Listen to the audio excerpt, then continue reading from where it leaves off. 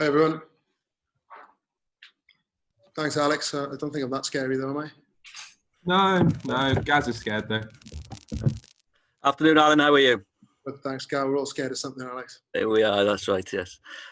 Just maybe start with Alan. How have the last 7.5 months been for you?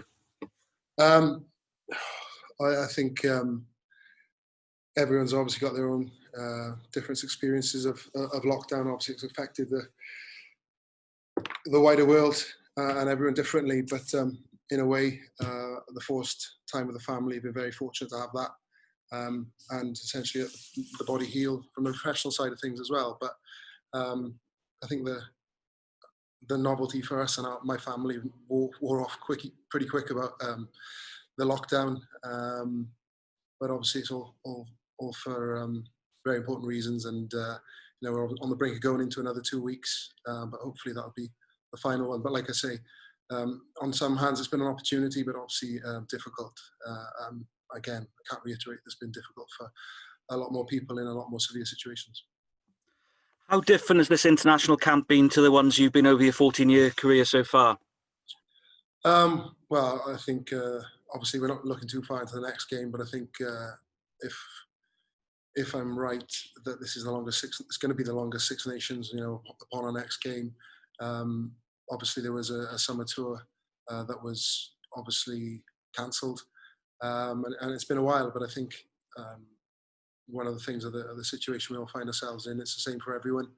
And obviously we've got our first game of the campaign in readiness for the campaign in its totality. How much have you missed international rugby, Alan? I think it's rugby in general. I think as a player, you can potentially be a contradiction. Sometimes you say play too much and you don't play enough. But I think irrelevant of what level you play at, whether you're in mini rugby, professional, semi-professional, elite, I think we've all seen and heard how much people are missing sport in general, and not just rugby. And as someone who is very fortunate to wear the red of Wales, that's no different. France behind closed doors and the city in curfew, having left a country that's in lockdown. How strange do you think that's going to be tomorrow evening for you and the guys? It's funny. I think I saw Bill Belichick, the coach of the Patriots, being asked what it was like playing a game behind closed doors, and I think his one-word answer was like practice. But for us, having already done it domestically, you definitely miss the fans, and I think it'd be no different at the international level. You see a lot on socials and in the media that people are yearning to get back out there, not just being involved in sport, but obviously watching sport. And we do feel that, but ultimately we have a job to do once we cross the whitewash, and that's to play the game. Some players have talked about putting a smile on the face of the nation, in terms of they'll be watching you on TV, that's all they can do. Is that very much what the squad feel going into this autumn? Yeah, very much so. I've been involved in games that hands down say that fans have probably carried us across the line, supported us through tough campaigns, and particularly when you can feel so far away from your support, they're probably closer than ever. And I think that theme has been very strong within the squad, that we realise, having been involved in successful campaigns in the past, you can lift a nation, a country, and that's what we'll endeavour to do throughout this campaign. And Alan, you're equalling the world record tomorrow of caps. Just your thoughts on that. I know we've done a lot with you and milestones of the last 18 months, but equalling Richie McCaw's record tomorrow evening. Well, it's just very fortunate again to pull on the red of Wales, and probably past my days of looking back too far and looking forward, and that's what I'll focus on. I'm more excited to see the likes of Zamo and Sam Parry come off the bench. I think that's a massive thing for them, and I think as a player that's been fortunate to do it on a few occasions, to be involved in those games when a player's starting his journey in an international level in the red of Wales is a massive occasion, and to be involved in that is very special. Thank you, Alan. Good luck tomorrow. Hi there, Alan. Do you still have that same hunger to play for your country as you did when you first put on that Wales jersey, obviously equaling this record tomorrow? Yeah, very much so. I think it's very easy to say no, getting tired and, be profound and all that. But I think for me, I've got less years ahead than I have behind. And I think that's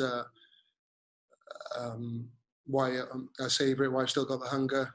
There's a few more people that have come into the world to watch what I do within my family, and that's very important. But, it means more than ever, and it will continue to do so.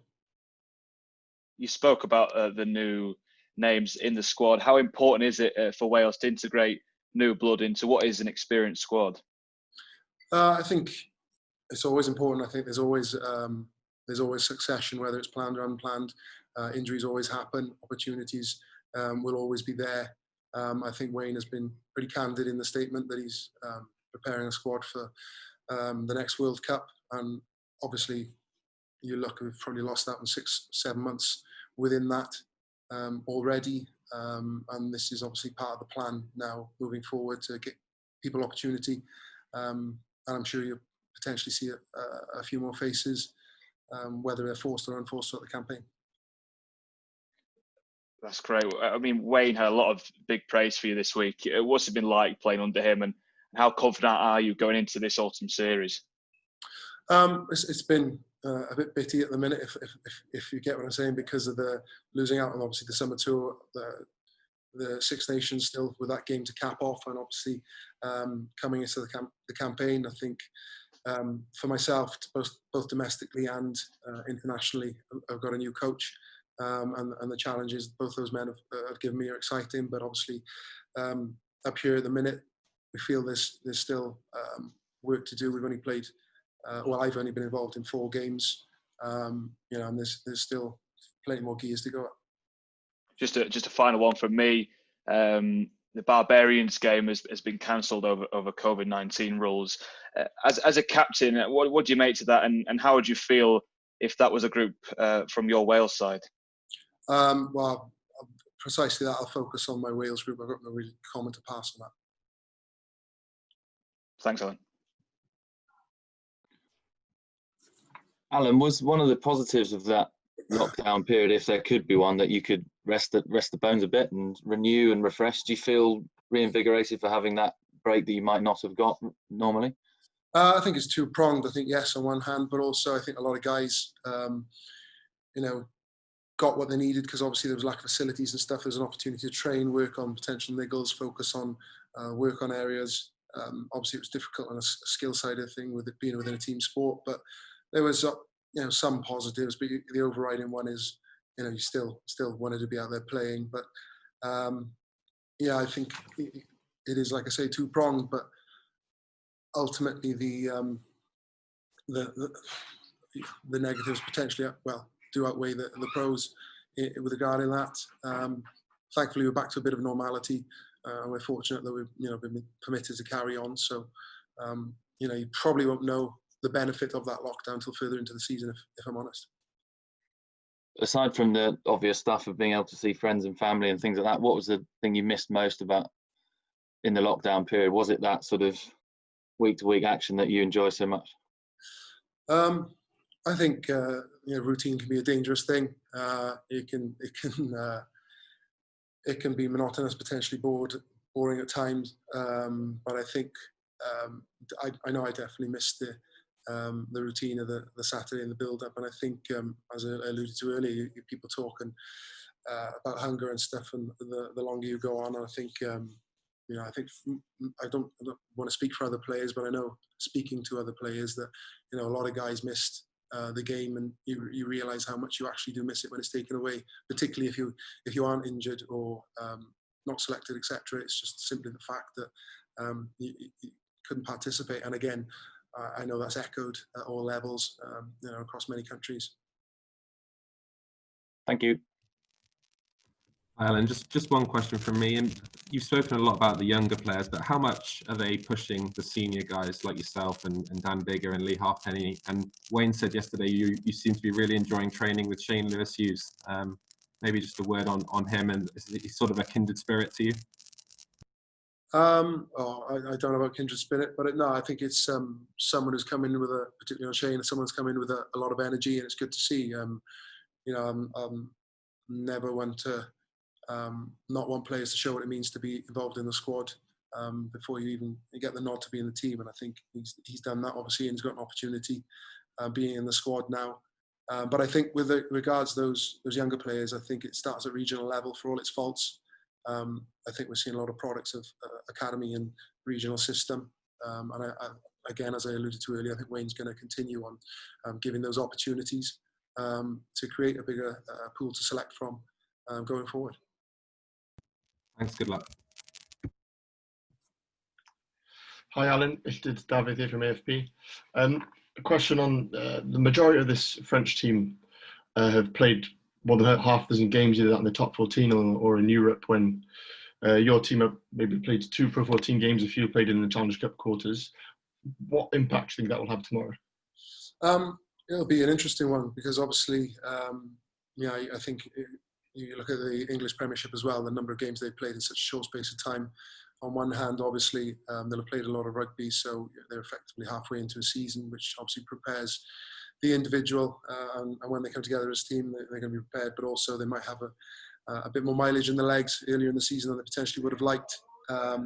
So, I suppose that's a question we'll find out after the 80 minutes, but we're very conscious that we're away from home, with guys, like I said, with opportunity, with a point to prove, having our international season disrupted thus far. Thanks. Tomorrow.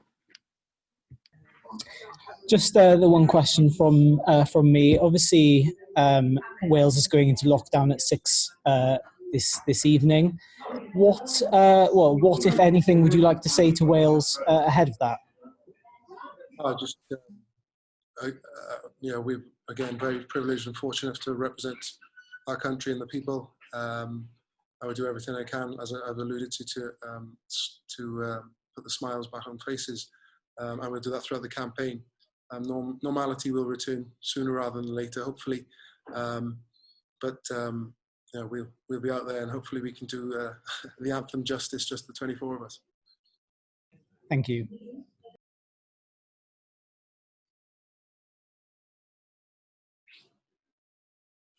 Brilliant report of the day there, everyone. Thanks for your time, and we'll see you tomorrow evening.